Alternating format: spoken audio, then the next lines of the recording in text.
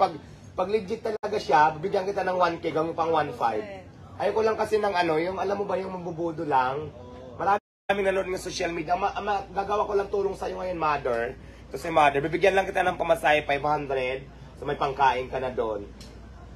Kasi hindi naman tayo, kung mayroon ka sana dalang ano, yung mga medical, patunayan talaga na mayroon kang pasyente na legit, tutulungan kita, dadalhin kita sa DSWD or malapit lang tayo sa Senate para ilapit kasi ako naman, hindi naman tayo mayaman, binibigyan lang din tayo. Oo. So ang mabibigay ko lang sa iyo ngayon, pamasahe, pangkain mo. So pwede na siguro ang 500, mother, no? Sir, pwede po ba kahit po 1K? Ay, 500 lang yung kaya kong ibigay, mother. O kaya 300 na lang, sige. Sir, wag naman po. Kasi po nag-text po yung doktor, kailangan ko daw po magpadala na 815. Asan yung text? Akin napabasa ng text.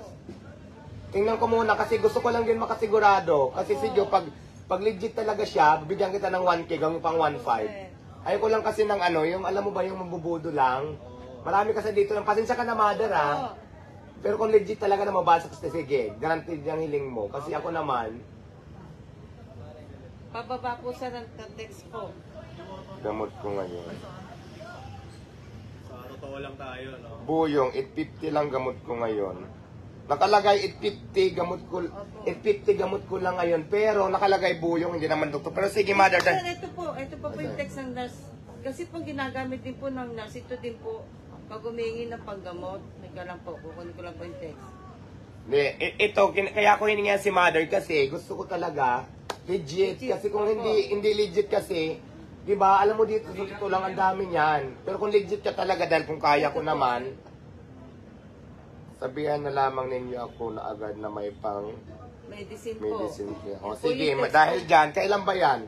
Kanina po madaling araw. Wala naman kasing date eh. Tingnan Kasi natin. po, tapos sa may text pa po pababa.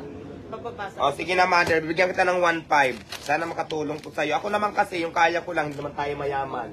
O, 1,000 yung hiling mo. Ayan, nagbigay na ako sa'yo ng 500, no? Sir, hindi pa po. Ay, hindi pa. O, ayan, 1.5 ha. Wow! Tapos ngayon, ang gawin mo, kung mayroon ka... Kompleto ko po, sa inyo ko po palalapit sa Senate. O, hingi tayo ng ano, kung mayroon ka mga medical. Kasi ganun sila eh. Kahit naman niya, pag lumapit ka, marami na kasi dito niyan ng mga ganyan. Kailangan talaga may kompleto ka ng documents. Kasi pag nilapit natin yan, hingian tayo ng ganun eh. So, pwede kitang matulungan, dalhin kita doon o kung saan man. Kasi po yung text ng nurse. Ate ko, sa Pagsalang Center ba, wala bang libre? Sabi So niya ngayon po, dahil may text kang pinakita kahit wala kang medical, so sabi mo nga kahit 1,000 lang ginawa ko ng 1.5. So sana makatulong. Kasi ako naman, hindi naman tayo mayaman, mother. sir, Intindihin mo kasi naman po din. yung lung cancer niya po, may HIV pa po, tapos na stroke. Kaya po So, yun yung lang. gamot niya daw po sa Mercury pag binibili. Wala daw po sa loob ng lung center. Oo na, sige na, lakad na kasi habang maaga pa, kumain ka muna, tapos hopefully na kahit papano, di ba? So, salamat na lang kay God. O, sige. Shoutout sa live ni Diwata. Ang bait ni Diwata, solid. Tigilan nyo na yung mga pababash kay Diwata. Hello. Sige na po, mother. O, alam mo kaya kita tinatanong kasi ang dami talaga dito halos araw-araw na di ba si Diwata hindi naman mayaman para i-solder natin yung mga problema. Ang problema lang kasi ako talaga pagkaya ko lang yung deserve talaga na alam nating legit. Kasi di ba yung iba kasi ginagawa ng mudos, di ba? Oo.